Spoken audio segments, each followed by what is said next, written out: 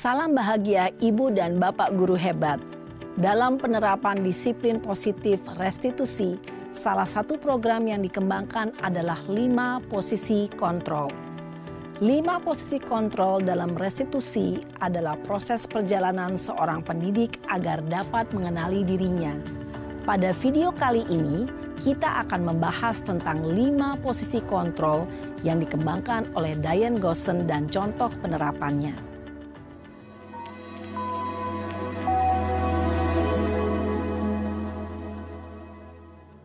Lima posisi kontrol itu adalah 1. Posisi penghukum. 2. Posisi pembuat merasa bersalah. 3. Posisi teman. 4. Posisi pemantau atau monitor. Dan 5. Posisi manajer. Untuk lebih memahami kelima posisi tersebut, mari kita saksikan kasus Naren yang terlambat hadir 20 menit di sekolah dan melihat bagaimana kelima posisi kontrol dalam menghadapi masalah tersebut.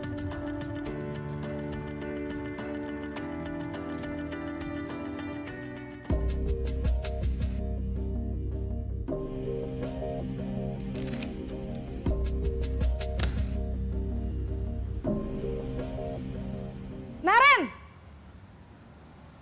Sini kamu! Selamat pagi, Bu. Selalu terlambat. Kamu deh, pasti terlambat. Maaf, Bu. Saya... Apa? Apa coba? Alasan kamu apa lagi? Kapan sih kamu tidak terlambat? Malas sekali ya kamu jadi anak. Saya... Dasar pemalas. Gak kapok-kapok sih kamu. Sudah berapa kali terlambat? Sana, kamu keliling lapangan basket 2 kali. Kenapa saya harus keliling lapangan basket, Bu? Kenapa? Kamu mau lawan ibu? Berani-beraninya jawab. Sudah terlambat, masih berani jawab pula. Sekarang, keliling lapangan basket 5 kali sekalian. Biar kapok. Cepat. Pergi sana ke lapangan basket.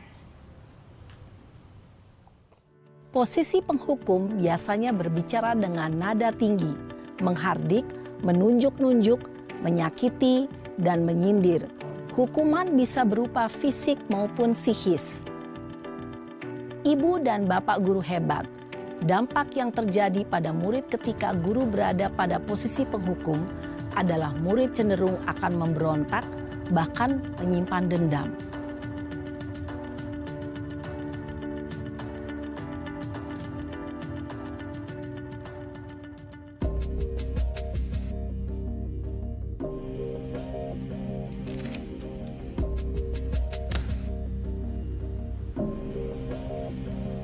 Naren!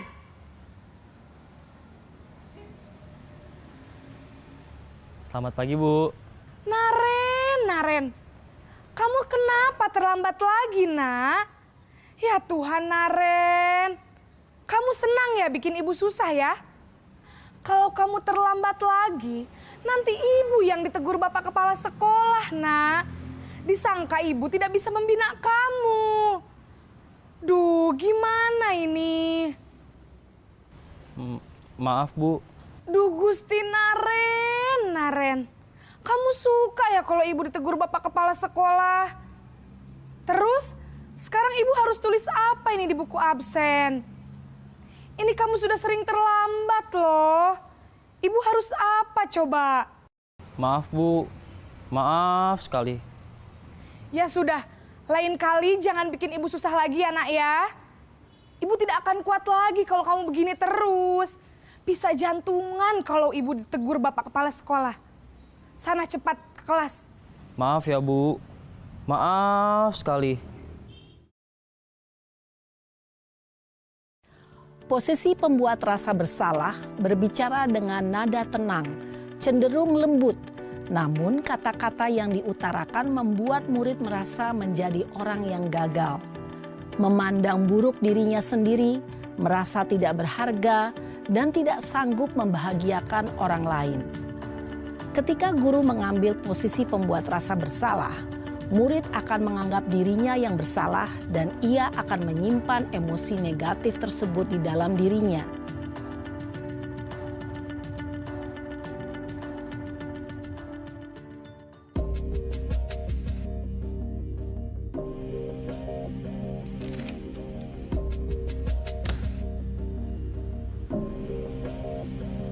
Naren!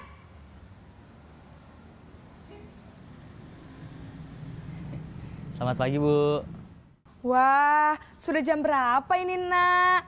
Terlambat lagi ya, sayang. Iya, Bu. Habis ibu saya lupa bangunkan saya, Bu. Kamu malah menyalahkan ibu kamu. Kamu bukannya anak yang larinya paling kenceng. Kok terlambat sih?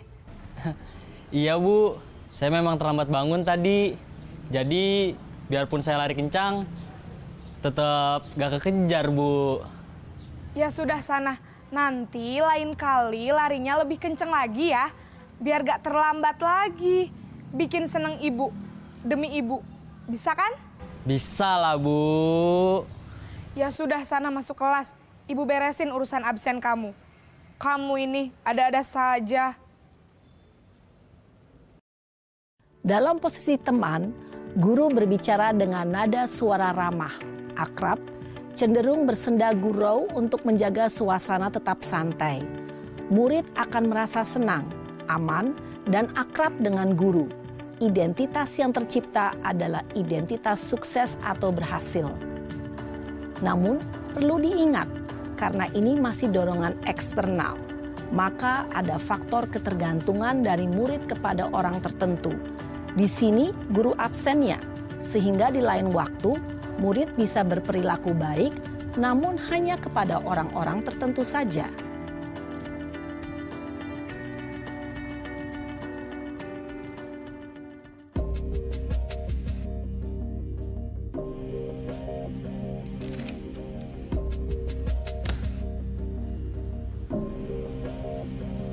Naren!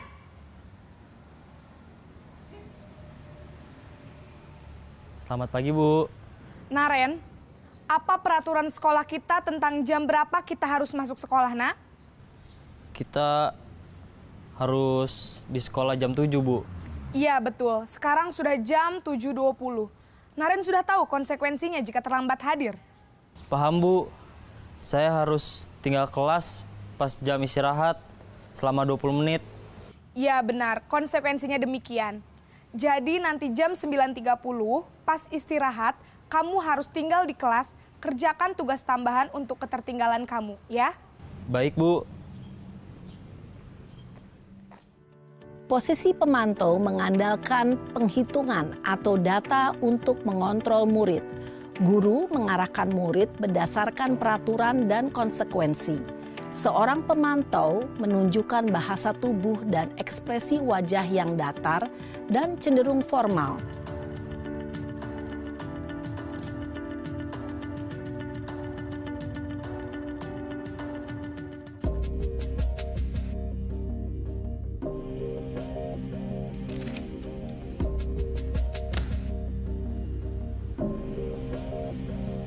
Naren!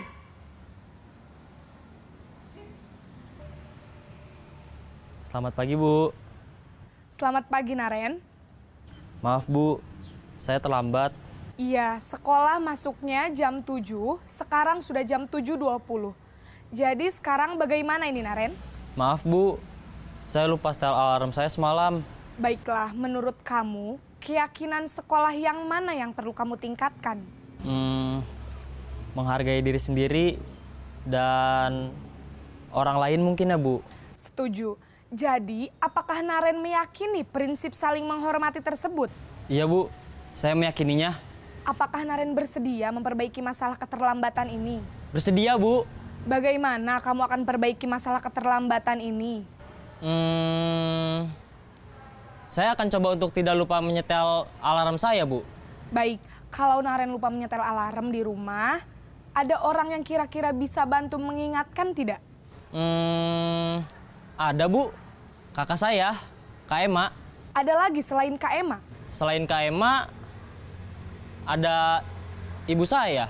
Baik, jadi yang mengingatkan Naren adalah Kak Emma dan ibu kamu ya? Kira-kira akan mulai setel alarm kapan nih Naren? Setelah pulang sekolah, akan segera saya lakukan. Baik, jadi Naren akan setel alarm untuk bangun besok pagi dan akan diingatkan oleh kakak dan ibunda Naren ya. Ada lagi yang mungkin perlu dilakukan Naren? Agar tidak terlambat bangun lagi. Tidak ada, Bu. Baik Naren, terima kasih untuk kerjasama kamu. Sekarang kamu perlu kembali ke kelas untuk belajar. Baik, Bu. Terima kasih. Posisi manajer adalah posisi kontrol yang disarankan untuk membimbing murid memiliki sikap disiplin yang positif, yaitu murid yang mandiri, bertanggung jawab, dan dapat memecahkan masalah. Tujuan dari posisi ini adalah agar murid dapat berefleksi atas tindakannya. Guru akan dengan tulus memberikan pertanyaan-pertanyaan bermakna, sehingga membuat murid dapat belajar dari kesalahannya dan mencari sebuah solusi untuk menyelesaikannya. Ibu dan bapak guru hebat, setelah mengamati adegan kelima posisi kontrol tadi, kira-kira posisi mana yang paling ideal? Posisi mana yang dapat menunjang motivasi intrinsik murid? Ya, tentu posisi manajer. Posisi ini memang posisi ideal yang ingin dituju setiap pendidik. Pada posisi inilah, guru dapat menerapkan disiplin positif yang berpihak pada murid, yang memerdekakan murid. Perjalanan seorang pendidik tentunya tidak mudah untuk sampai pada posisi seorang manajer. Namun, tujuan kita pasti, yaitu menciptakan murid-murid yang mandiri, merdeka, dan bertanggung jawab.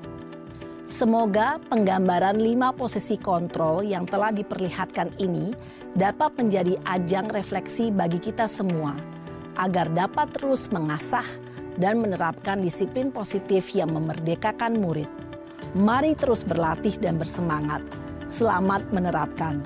Salam dan bahagia, Ibu dan Bapak Guru hebat.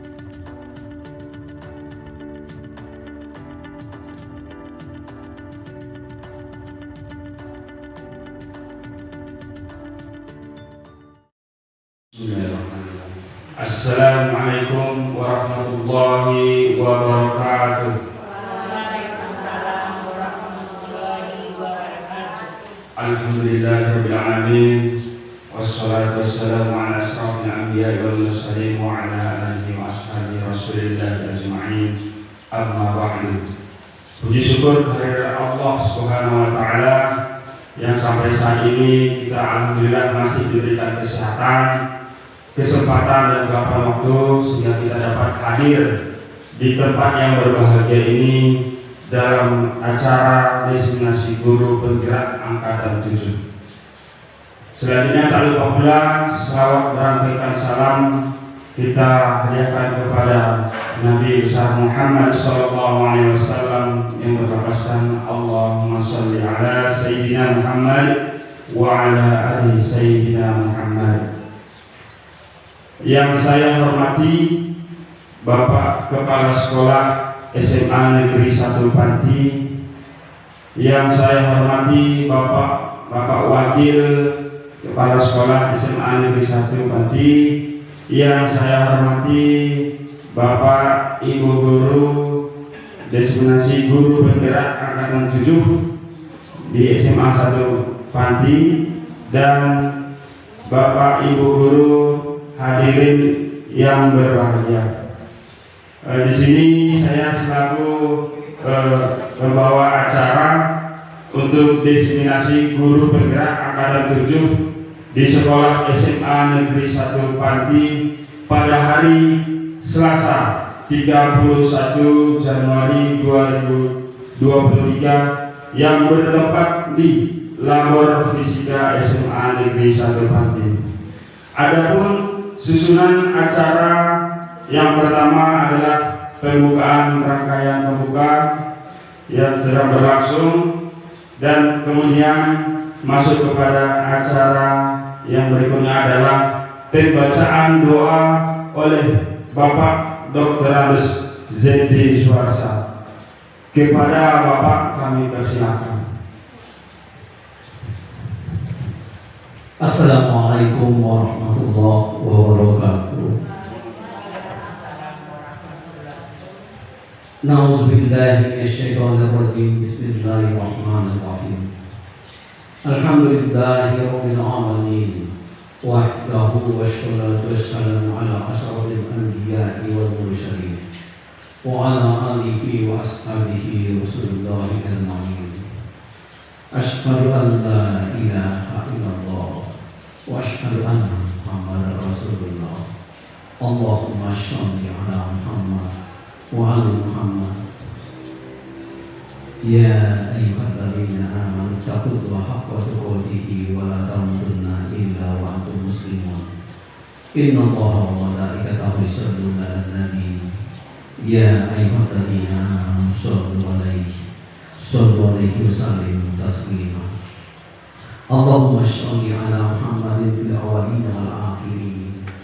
Allahumma ighfir lana dzunubana wa liwalidayna warhamhuma kama rabbayana shaghira. Wa li jami'il muslimina wal muslimat wal mu'minina wal mu'minat bi rahmatika ya arhamar rahimin. Raditu billahi rabba wa bil islami dinan wa bi Muhammadin nabiyyan wa rasul. Rabbi zidni ilma warzuqni fahma bi rahmatika ya arhamar rahimin. Rabbana zalamna anfusana wa illam taghfir lana wa tarhamna lanakunanna minal khasirin. Rabbana innaka ghafurur rahim. Rabbana atina fid dunya hasanah wa fil akhirati hasanah wa qina adzabannar. Ya Allah, pada siang yang berbahagia ini kami bermunajat kepadamu dalam rangka destinasi guru penggerak yang angkatan 7 yang sedang berlangsung di sekolah kami. Mudah-mudahan ya Allah, tambahlah ilmu kami, tambahlah pemahaman kami, jadikan sekolah kami menuju sekolah yang lebih mapan, lebih baik ke depan. Mudah-mudahan ini semuanya diserahkan kepadamu ya Allah. Iya karena wa iyyaka nasta'in. Subhana rabbika rabbil izzati amma yasifun.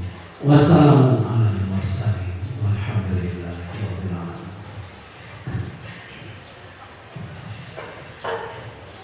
Alhamdulillah, amin. Semoga dengan pembacaan doa tadi menambah rasa keimanan kita dan memperlancar acara kita pada hari ini.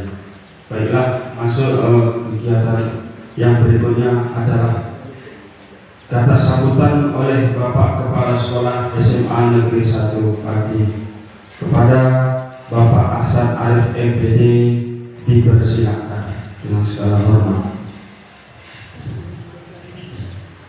Bismillahirrahmanirrahim. Assalamualaikum warahmatullahi wabarakatuh. Mari kita panjatkan bersyukur kepada Allah Subhanahu wa taala. Pada siang ini kita diberikan kesempatan untuk hadir dalam rangka diseminasi karya calon guru penggerak angkatan ke-7. Salawat dan salam ucapan Allahumma sholli ala Muhammad wa ali Muhammad. Dan juga tidak bersama-samanya sampaikan pada Rasulullah SAW. Jadi sama-sama kita hormati Bapak Ibu calon guru penggerak, Bapak Ibu Majelis Guru SMA 1 Pati yang hadir pada saat ini untuk ikut bersama-sama mendapatkan semacam pencerahan tentang calon guru penggerak. Tadi di pertemuan orang tua dibacakan ayat Al-Quran yang salah satunya adalah surat Ar-Rahman. Fabi ayyi alai rabbikuma tukadziban. Nikmat mana lagi yang kamu dustakan yang akan terima oleh Allah Subhanahu wa taala. Memang pada ini sudah ada 2 kali kita melakukan prakarya angkatan kelima dan sekarang angkatan ke-7. Mudah-mudahan kita semua yang hadir pada saat ini, karena masih ada tes ataupun kesempatan untuk mengikuti calon guru penggerak ini, hendaknya jangan sampai kita ketinggalan untuk ikut program guru penggerak. kemarin juga sudah ada beberapa orang yang mendaftar pada saya minta izin atasan, rupanya tidak jadi. Mudah-mudahan tahap berikutnya tidak lagi menjadi kendala. Mungkin sebagian kita menganggap berat tugas ini sebagai calon guru penggerak. Iya, memang berat, karena di balik itu juga pasti ada sesuatu yang menjanjikan, meskipun itu baru sebesar katakanlah mungkin PHP, tapi yang jelas kita tentu komitmen dengan calon guru penggerak ini. Jangan dulu diharapkan ke depannya. Yang jelas kalau kita bisa dan kita mampu mengikuti semua kegiatan yang berhubungan dengan karir kita dan kita masih punya peluang untuk itu, ikut saja. Susah tidak itu kita ada bersama, kita lalui bersama. Insya Allah di mana ada kesusahan itu pasti ada kemudahan. Dan terakhir kami ucapkan selamat bagi calon guru penggerak yang hari ini kita hanya mewakilkan 2 orang, dan saya lihat di angkatan 8 satu itu tidak ada yang masuk dari kita ya, dari Sampati. Kebanyakan mereka dari Mapatubu Selatan, dari Raut Utara yang prospeksi calon guru penggerak angkatan 8. Mungkin nanti mereka menjadi pimpinan dari Manila sebagai panitia prakteknya.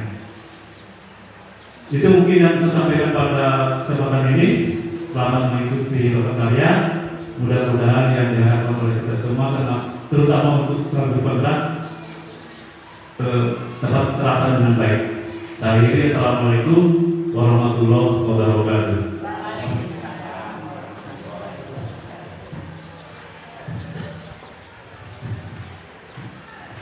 Baiklah, kemudian masuk kepada acara yang berikutnya, yaitu acara diseminasi guru penggerak angkatan ke-7 SMA Negeri 1 Pati oleh Ibu Herni Solvina SPD.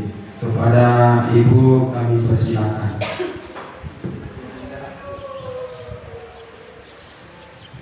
Maaf sebelumnya, untuk acara berikutnya adalah menyanyikan lagu Indonesia Raya. Kepada hadirin dipersilakan berdiri.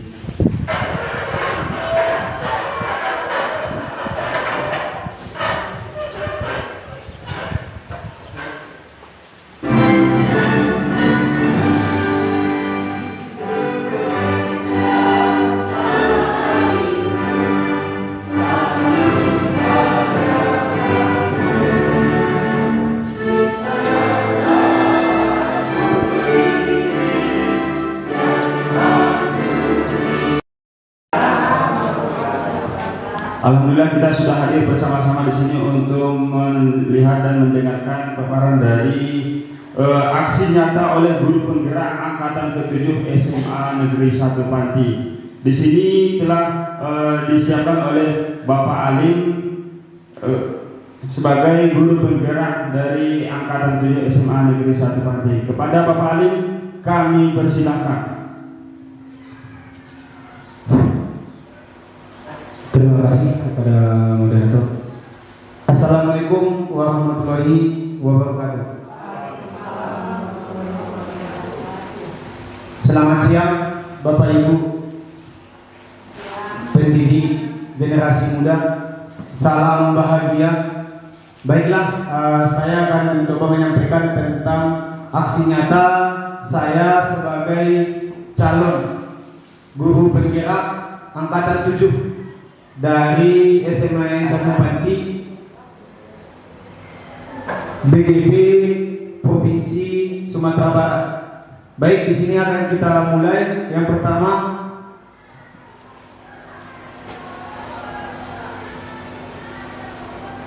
tentang aksi nyata yang akan ditujukan untuk menghasilkan budaya positif.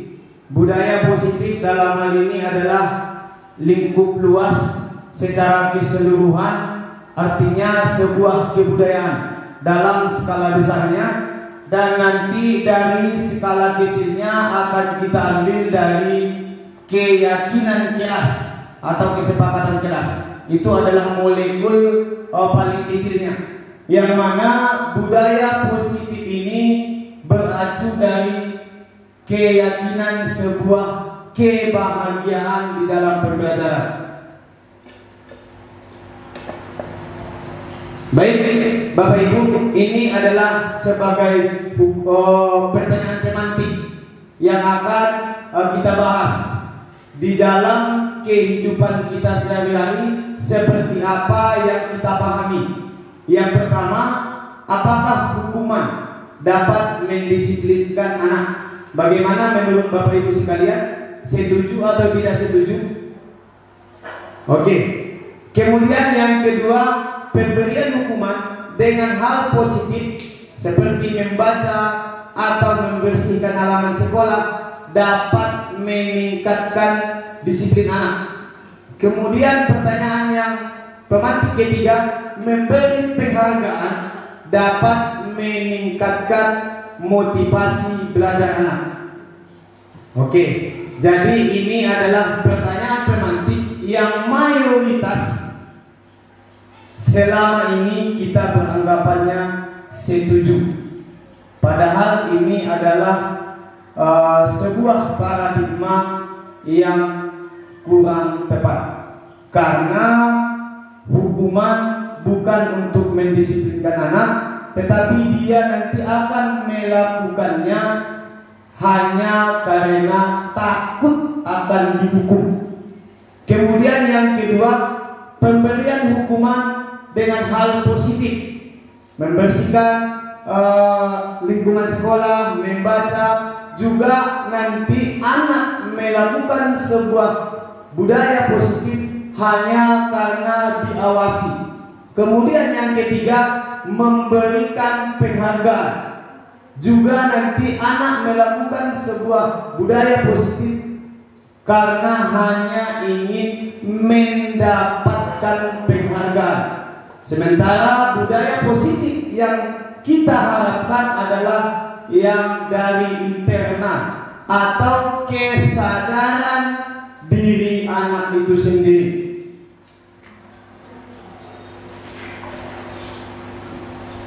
Baik, di sini akan kita lihat tentang topik dan eksplorasi konsep, yang mana yang akan kita bahas di sana ada tentang disiplin positif dan nilai-nilai kebajikan universal atau nilai-nilai kebajikan yang umum.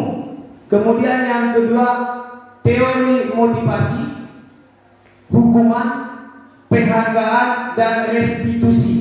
Ini adalah teori tentang terhadap anak. Bagaimana kita menghadapi permasalahan yang dialami oleh peserta didik. Apakah kita akan menggunakan teori motivasi, memberikan dia semangat? Kemudian apakah kita akan menggunakan teori hukuman? Kalau anak itu melakukan sebuah kesalahan, kita akan memberikan sebuah ganjaran, hukuman terhadap yang dilakukan. Atau yang ketiga, teori penghargaan. Di saat anak melakukan kebaikan, kita berikan penghargaan. Atau yang keempat, teori restitusi. Dan inilah yang kita harapkan.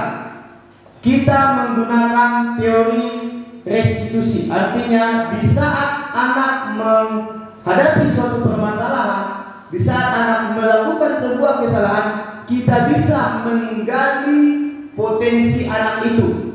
Menggali potensi anak itu untuk membedah permasalahan yang dia hadapi, kemudian kemungkinan solusi dari permasalahan yang dia hadapi tersebut yang berasal dari internal peserta didik itu sendiri. Artinya dia menyadari dan mencarikan solusi sehingga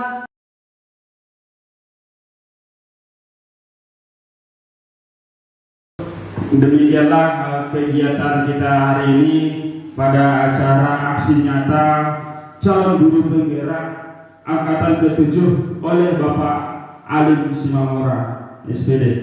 Mungkin hanya ini saja yang kita sampaikan, kurang dan lebihnya saya ucapkan terima kasih. Assalamualaikum warahmatullahi wabarakatuh.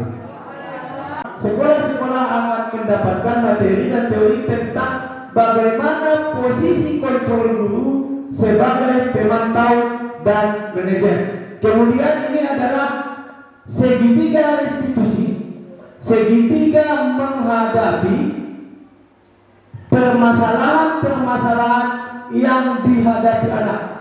Di saat terjadi sebuah permasalahan, maka kita akan coba yang pertama menstabilkan identitas, meyakinkan anak bahwa yang dia lakukan adalah naluriah. Artinya dia melakukan sesuatu karena ada penyebab. Itu artinya menstabilkan. Kemudian yang kedua, validasi kebutuhan. Apa yang dia inginkan, apa yang dia butuhkan. Baru yang ketiga, menanyakan keyakinan. Apakah yang dia lakukan itu salah? Apakah yang dia lakukan itu sudah sesuai dengan keyakinan kelas?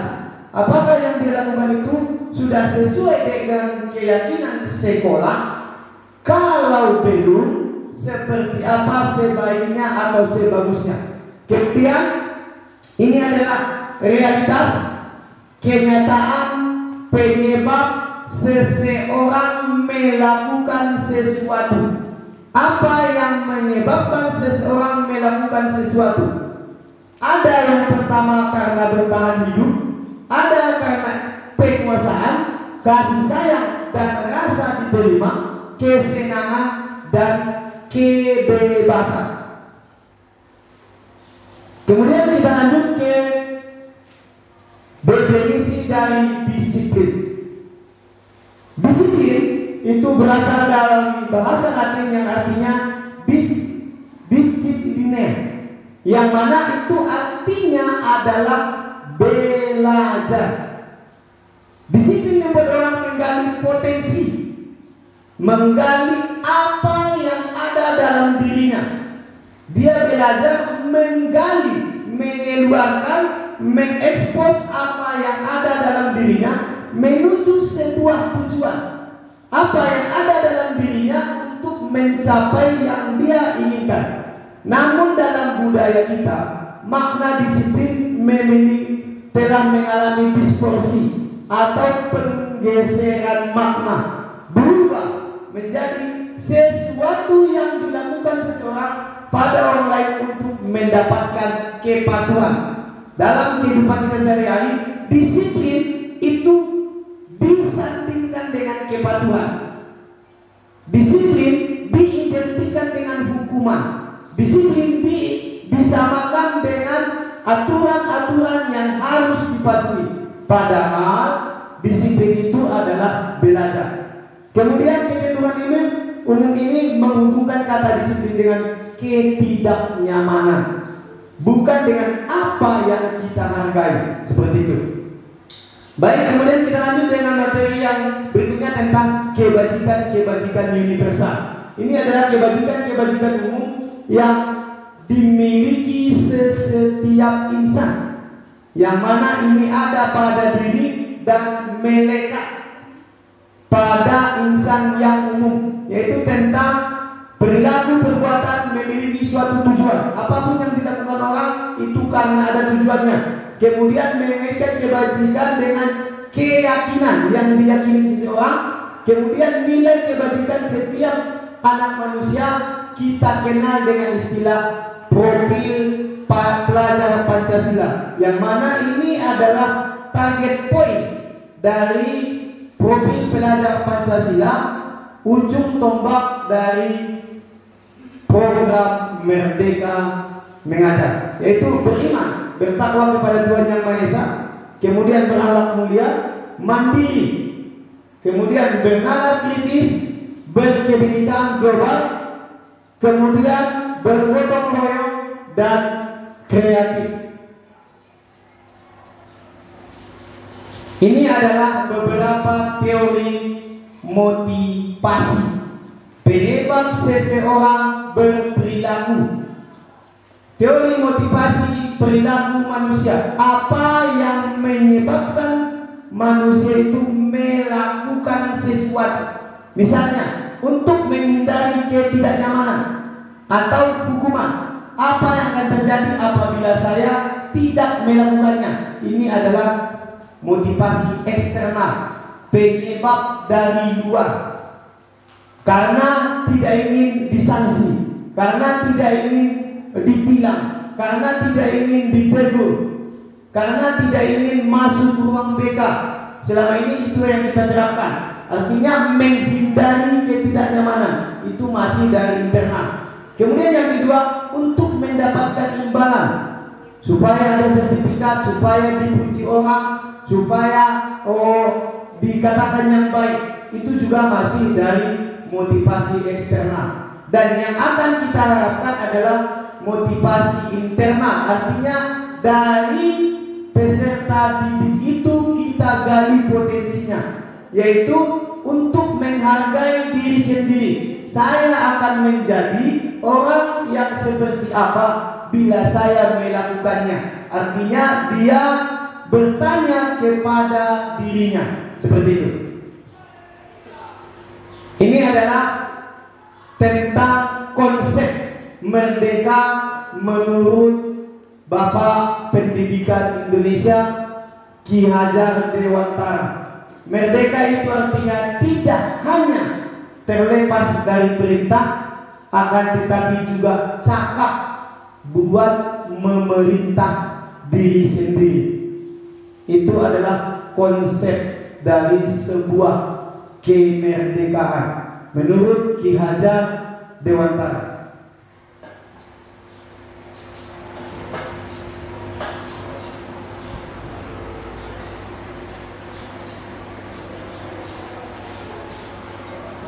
Kemudian tentang bentuk program dari kebajikan atau apresiasi. Dalam memberikan apresiasi atau pengakuan, penyampaian sesuatu yang baik kepada peserta didik, perlu diingat ada beberapa hal. Yang pertama, ada pengakuan secara khusus, kemudian ada pengakuan secara pribadi, kemudian ada beri pengakuan kepada semua murid. Artinya kita harus universal, adil memperlakukan setiap anak.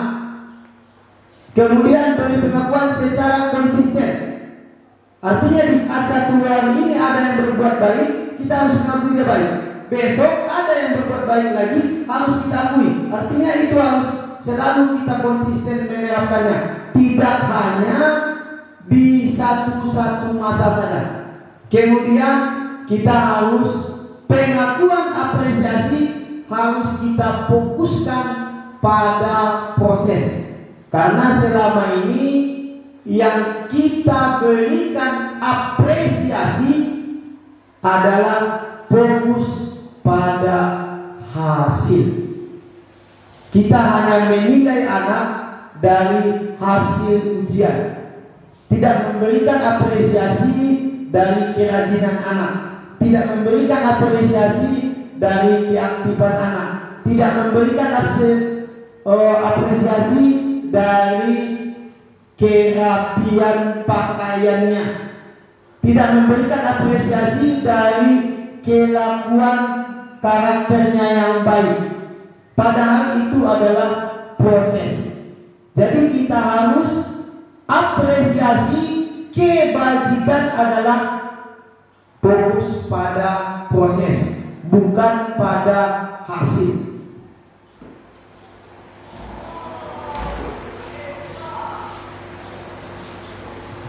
Ini adalah contoh pengakuan atau apresiasi kebajikan. Kemarin saya perhatikan rasa empati besar sekali pada saat menolong murid baru di kelas kita. Ini adalah keadaannya, ini adalah kalimat pendukanya, dan ini adalah nilai kebajikan yang dimilikinya, yaitu rasa empatimu besar sekali. Kemudian tentang yang situasi kedua, di saat membantu teman kelompok kerjasama, nilai kebajikan di sana adalah peduli. Kemudian pembukanya saya menghargai, dan yang terakhir tentang nilai kebajikannya adalah tanggung jawab. Kemudian di saat kita sebagai guru ada menempatkan posisi sebagai pemberi hukuman, maka ini yang terjadi, perbedaan hukuman dan konsekuensi di saat diterapkan. Sesuatu yang menyedihkan harus terjadi. Kalau dari hukuman, maka konsekuensinya sesuatu harus terjadi. Kemudian yang kedua, membuat anak sakit fisik maupun hati untuk jangka waktu lama. Ini adalah hukuman. Kemudian membuat anak merasa tidak nyaman dalam jangka waktu pendek. Kemudian anak membenci kedisiplinan. Kalau kita memberikan konsekuensi, maka yang umum dan lumrah terjadi. Yang pertama, mencatat 100 kali dalam buku kalimatnya, saya tidak akan terlambat lagi, karena terlambat ke sekolah ini termasuk hukuman atau konsekuensi. Oke, kemudian yang kedua, lari mengelilingi lapangan basket 2 kali karena terlambat hadir di sekolah. Kuman. Oke, ini dia. Ini adalah contoh hukuman, ini adalah contoh konsekuensi, hukuman dan konsekuensi. Yang mana hukuman tidak akan membuat disiplin, justru akan membuat dia benci akan disiplin. Kemudian hukuman akan membuat sakit yang jangka panjang, tetapi konsekuensi hanya di saat itu saja, seperti itu. Kemudian solusinya adalah restitusi, penggalian, pembedahan semua permasalahan yang terjadi dan mencari solusi dari dalam atau internal peserta didik. Bagaimana tentang ciri-ciri dari restitusi itu? Restitusi ini adalah ciri-cirinya. Restitusi bukan penebus kesalahan. Di saat peserta didik melakukan kesalahan kemudian kita melakukan restitusi, itu bukan penebus. Artinya setelah kita lakukan itu maka dia tidak bersalah lagi, bukan seperti itu. Tetapi restitusi ini adalah tahapan untuk belajar dari kesalahan dia itu. Setelah dilakukan restitusi, bukan kesalahannya hilang, tetapi mengarahkan, membimbing dia belajar dari kesalahan itu. Kemudian tujuan dari restitusi itu adalah memperbaiki hukuman untuk lebih memperkuat antara seorang guru dengan peserta didik yang sedang memiliki permasalahan. Restitusi itu tujuannya adalah untuk memperbaiki. Artinya hukuman sudah ada, akan semakin baik, semakin baik, semakin baik. Semakin sering melakukan restitusi, maka hubungannya akan semakin baik. Seperti itu. Kemudian di dalam restitusi ada tawaran, ada pilihan apa yang menurut kamu baik, apa menurut kamu solusi untuk permasalahan ini. Ada tawaran, bukan dipaksa, bukan paksaan. Kamu harus seperti ini, kamu harus melaksanakan ini, kamu harus melakukan ini. Bukan. Restitusi itu ada tawaran. Kemudian restitusi menuntut untuk melihat ke dalam, artinya menggali potensi internal. Dan seterusnya yang terakhir, mengembalikan murid yang berbuat salah pada kelompoknya. Artinya setelah selesai dilakukan restitusi, dia tetap berada di kelompok dasarnya, bukan menjadi terpisah, bukan dipisahkan menjadi ini golongan yang benar, ini golongan yang salah. Tidak, dia tetap kembali ke kelompoknya. Seperti itu.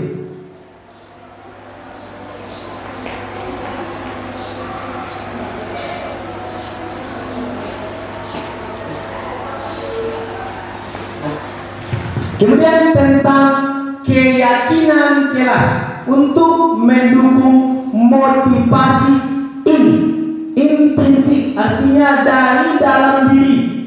Kembali ke nilai keyakinan. Keyakinan menggerakkan seseorang dibandingkan mengikuti serangkaian peraturan. Ini penyebab yang kita terapkan adalah keyakinan, bukan peraturan. Keyakinan kita lebih ke menggerakkan seseorang. Kalau nanti ke peraturan, dia hanya mengikuti. Artinya hanya mengikuti kalau dia peraturan. Sementara keyakinan kita ingin dia tergerak dari dalam.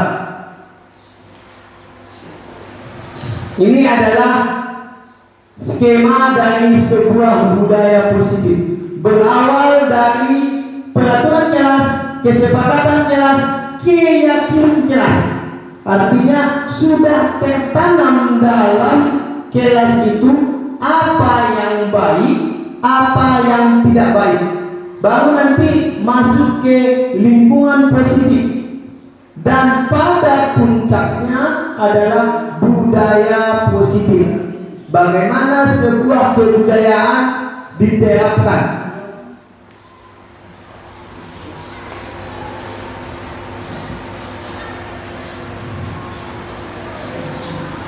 Ini adalah contoh di saat peraturan itu hanya misalnya selalu kembalikan buku ke tempatnya, maka keyakinan yang tertanam di sana adalah tentang tanggung jawab. Artinya dari dalam kita gali bahwa di saat dia mengambil sebuah buku, maka dia punya tanggung jawabnya, punya tanggung jawab untuk mengembalikan itu. Kemudian tentang dilarang mengganggu orang lain, keyakinan kelasnya adalah menghormati orang lain. Artinya di dalam diri harus ditanamkan, kita harus menghormati orang lain, harus diyakini seperti itu.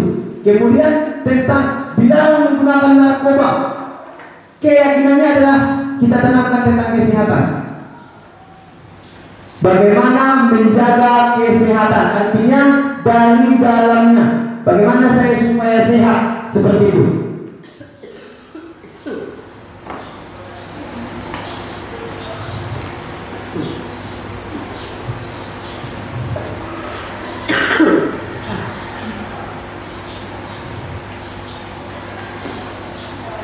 Kita lanjut Ibu tentang posisi kontrol guru.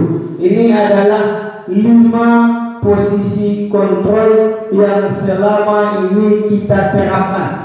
Berada pada fase tahap berapa kita, berada di kelompok mana kita selama ini. Di saat kita hanya menghargai, menunjuk-nunjuk, meyakini, menyindir, di saat kita berbuat itu, maka posisi kita hanya sebagai penghukum. Kemudian di saat memberontak menyalahkan orang lain berbohong, maka posisi kita hanya sebagai penghukum. Di saat guru berbuat, guru berkata ini hasilnya, ini murid berkata biarkan saja, nanti juga marah-marah lagi. Di saat murid berkata seperti itu, maka posisi kita adalah sebagai penghukum. Kemudian pada tahap-tahap seperti ini, ada nanti guru membuat alasan-alasan untuk muridnya, maka posisi kita sebagai teman. Sampai nanti yang terakhir, di saat posisi kita sudah sebagai manajer. Artinya kita sudah bisa mengevaluasi mengevaluasi dampak pada murid, dia sudah bisa mengevaluasi bagaimana cara memperbaiki diri. Ini adalah puncak tertingginya kalau kita sudah menempatkan posisi kontrol sebagai manajer. Seperti itu.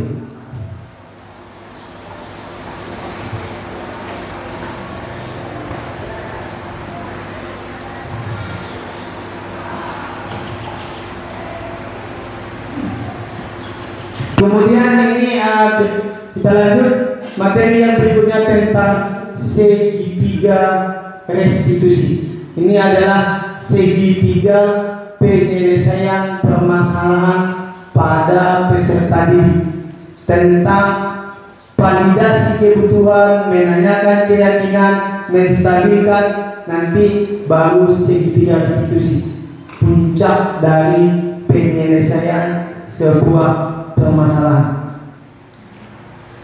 Kemudian di saat ada sebuah permasalahan, ini contoh tahap awal yang kita lakukan adalah menstabilkan identitas, artinya menstabilkan peserta didik. Contoh kalimat yang digunakan, berbuat salah itu hal yang manusiawi, artinya disampaikan kepada peserta didik, kamu melakukan sebuah kesalahan dan bukan kamu satu-satunya yang pernah salah. Kemudian tidak ada manusia yang sempurna. Kemudian nanti yang terakhir baru melakukan penyelesaian sebuah permasalahan. Kemudian tahap yang kedua, validasi kebutuhan. Kalau kamu melakukan ini, bagaimana hasilnya? Apa yang ingin kamu lakukan? Kamu boleh tetap berusaha menjaga sikap itu. Kemudian apa sikap yang baik? Apa sikap yang baru? Kemudian apa kamu bisa melakukan yang lebih baik besok lagi? Ini tentang kebutuhan. Kemudian yang terakhir adalah menanyakan keyakinan. Apa nilai yang kita percaya di lokal? Apa yang kita yakini di sekolah? Kamu ingin jadi anak yang seperti apa? Kemudian apa yang kamu rasakan kalau kamu melakukan seperti itu? Apa yang kamu rasakan kalau kamu memiliki sifat seperti itu? Apa yang kamu rasakan kalau kamu melakukan kegiatan seperti itu atau tindakan seperti itu? Itu adalah menanyakan keyakinan dari internal, dari dalam diri.